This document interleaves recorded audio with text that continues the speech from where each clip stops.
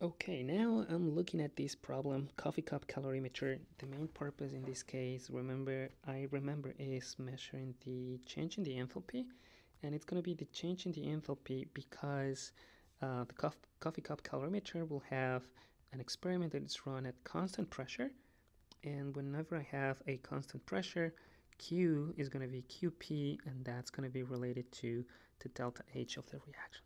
So now I know that I can calculate this.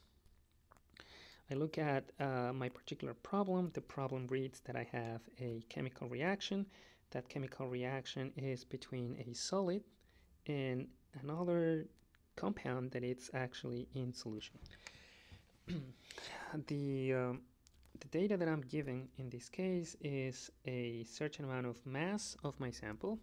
I also have a total volume for the solution, and I'm also given the different temperatures for the initial and final temperatures for the solution. When this reaction happened, then delta T was positive, so that means that the reaction gave away a certain amount of heat, so the enthalpy of the reaction is negative. So now I know that this is an exothermic reaction. So that's the data that I can gather. Now, what I do now is I put all the information here all together, because also I now remember that there's these two assumptions, that these true properties, the density and the specific heat capacity for the solution, is basically the same as those properties for water. We're making this assumption because the solution is mostly water. And remember the relationships that I need to use in this case. I'm calculating the heat of my solution, and that's going to be proportional to the mass that I have, the heat capacity of my solution, and the observed change in the temperature. With that, the only thing I have to go now is go ahead and substitute the values. Now, I remember that I got this from the volume times the density, which is a mass divided by the volume.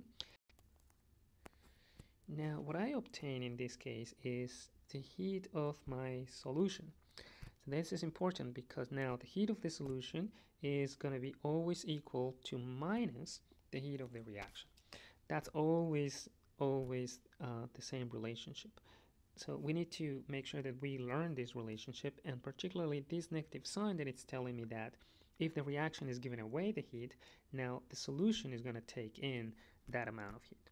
So that is the meaning of those signs. So now what I do now is to just literally flip the signs. What I do is going from a positive for the solution to a negative number for the reaction. Now, that's pretty much all I have to do, the change in the enthalpy of my reaction. Specifically now, if we want to put them per mole of a given substance, what we have to do is now go ahead, and we know the mass of calcium.